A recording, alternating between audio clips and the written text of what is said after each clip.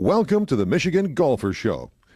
Join us each week as we explore the people, the places, and the events that shape our great game. I'm Jenny McCafferty for the Michigan Golfer, and we're at the historic Detroit Golf Club with its head professional, John Gates. John, how are you doing this morning? I'm doing great. Great to have you here. Welcome. Thank you. Well, you have a tournament going on, but we want to talk about you're getting your start at Eastern Michigan University.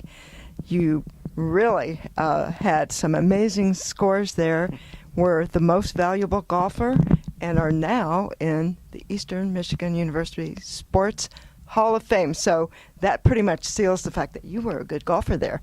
Well, it was a lot of fun. We were on a golf vacation about 15 times a year, where the school, paid for our lodging and we got to play. But started there in the fall of '76, and our first course that we played at that time was Leslie Park. That was our home course. Oh.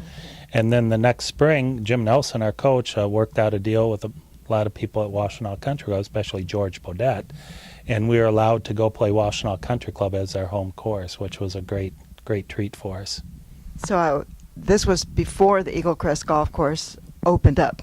That's correct. Yeah, as a matter of fact, our practice facility at school is the west parking lot of Rynearson Stadium. That is paved now. And that was a grass field, and that's where we could hit golf balls. Okay. Had to shag our own, 93 golf balls in a shag bag. Did you play other MAC schools then? Back then we played about probably 5 to 6 events in the spring, and then 2 to 3 events in the fall, where we'd maybe play upwards to 24 total rounds, where today it's about 32 rounds plus regionals and nationals. So we'd play tournaments, and we'd be involved with Big Ten schools and MAC schools. That was just about what we'd play. You'd see Big Ten and MAC schools wherever we played. So after your collegiate career, you've really been a lot of interesting places. Mount Pleasant, Travis Point, Orchard Lake, and now here at Detroit Golf Club. Tell us a little bit about the Detroit Golf Club for folks who might not know. Well, this is a gym. It's in the city. It's the only private golf course inside the city limits. Built in 1899, and then in the early 20s, Donald Ross was hired and built the 2 courses we have now. The original Detroit Golf Club was 9 holes towards the south end of our property, and the clubhouse actually sat on what's now 12 North Green.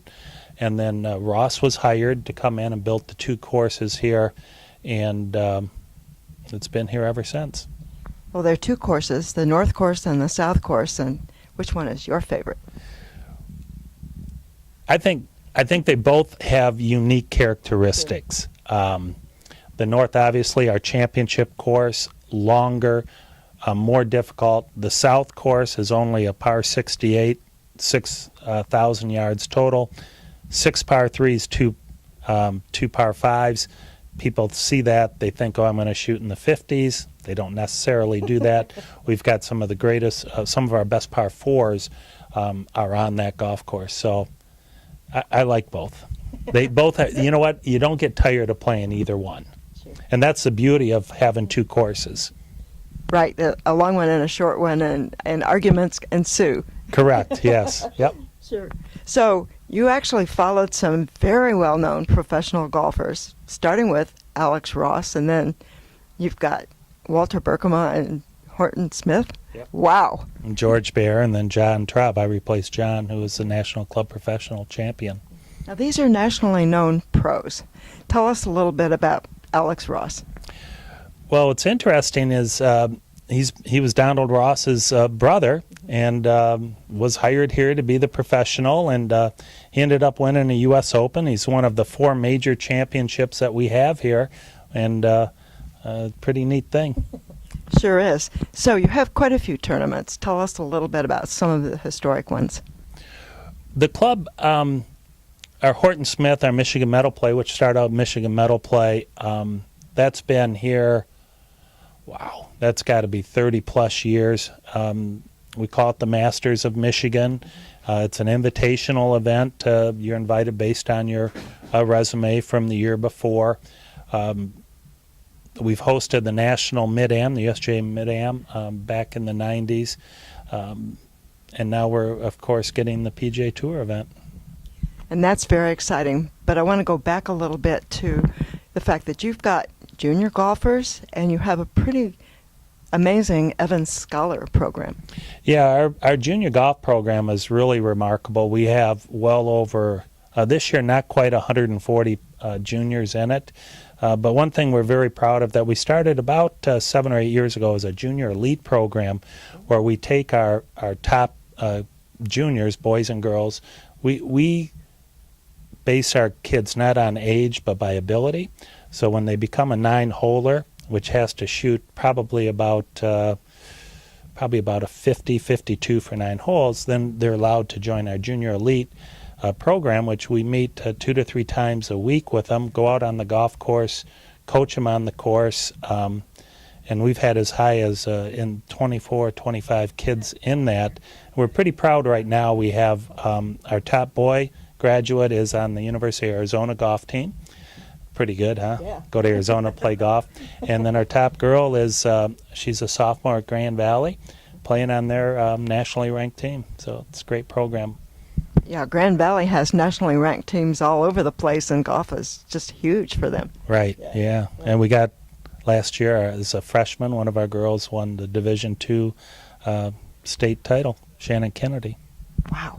So you're very interested in younger players and growing the game. Absolutely. What kind of advice would you have for somebody who's, say, on the Eastern Michigan golf team right now and about to graduate? I would say enjoy it, and also try to be a mentor to those that are coming down the pipe. I think it was 1991 I was asked, I think Eastern hosted the MAC title or championship there, and I was their guest speaker, right? Still waiting for that appearance fee, too. I don't think that's coming. I think it's an alumni contribution. Right. But, they're probably, all the kids are up there saying, what's this guy going to talk about? And I just talked about what a wonderful opportunity that they had to play collegiate golf or any intercollegiate sport where you really are on a golf vacation several times a year. The other thing that intercollegiate athletes need to know and understand is how valued they are in the workforce. My son played at Bowling Green, and I went down to a dinner for their scholar athletes, and the keynote speaker was the athletic director at Wake Forest. And he was telling the story that one of his real good friends is a CEO of a top 500 Fortune 500 company, but he didn't say what it was. But he said when they're looking at resumes, kids coming out of college, and they get one that person was an athlete and graduated, they're hiring that person because of their, number one, work ethic, time management, skills, dedication. They're probably self-starters. And that's something that an intercollegiate athlete needs to know when they're coming out of school. It's really interesting. It is interesting. What great advice. Well, John, you are among several people who are in the Eastern Michigan University Sports Hall of Fame who are golfers.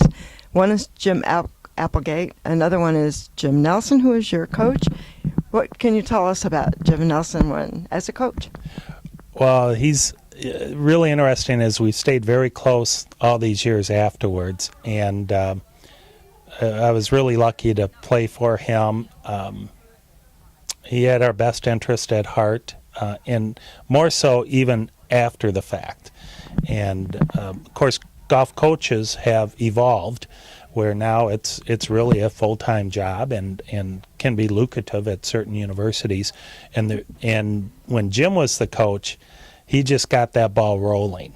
And he started the program to keep improving, and then through the years, and now with Bruce Cunningham there, Eastern's got a phenomenal program and is always a top program in the MAC. And they have a brand new women's coach, Stephanie Jennings, who just came over from Meadowbrook. So, yeah, that seems to be continuing. Yeah, and it's wonderful to see girls golf. Yesterday, the girl that plays for Grand Valley, Abby Pierce, I went down. I haven't seen her play in college. I went down to Findlay. They had a tournament, and it was great to see they had over 100 girls playing college golf. And not all of them were scratch golfers. I mean, some of them, struggled with their score, but it's a great thing to see that many girls playing golf, because when our industry gets together and we start roundtable discussions about growing the game, where do you grow the game in our industry? It's always, how do you get the American girl to commit to golf? And when you go to the LPGA, when you're at Travis Point looking at the Volvic, how many of the Asians play, they dominate that tour. And it's just exciting when I go down there and see 100 girls playing college golf. It's great. I know exactly what you mean about the Volvic, so it's very interesting to try to grow the game through American girls. Correct, yeah. And there's a lot of scholarship offers out there. You don't have to have D1, a lot of D2 schools that have scholarships. Like Grand Valley. Correct, yep. Have you had a chance to play the Eagle Crest golf course? And if so, what do you think? Yeah, several times. It's been a few years since I've been there, but great program, or great facility. And now, the practice facility, we had to shag our own balls. And now the girls and boys teams, they get to hit golf balls there. But I know that I was talking to Bruce Cunningham was here the other day, and they're guys that can't hit drivers there because they hit it into the pond. And I'm like, huh? Well, it's one of the world's great driving ranges. Right, yeah, and it's a beautiful view from up there, but it's a great facility. Well, you've had an amazing career, and congratulations, and we're going to take a look around this 100-year-old Detroit Golf Club clubhouse. Thank you, John. Great, thank you.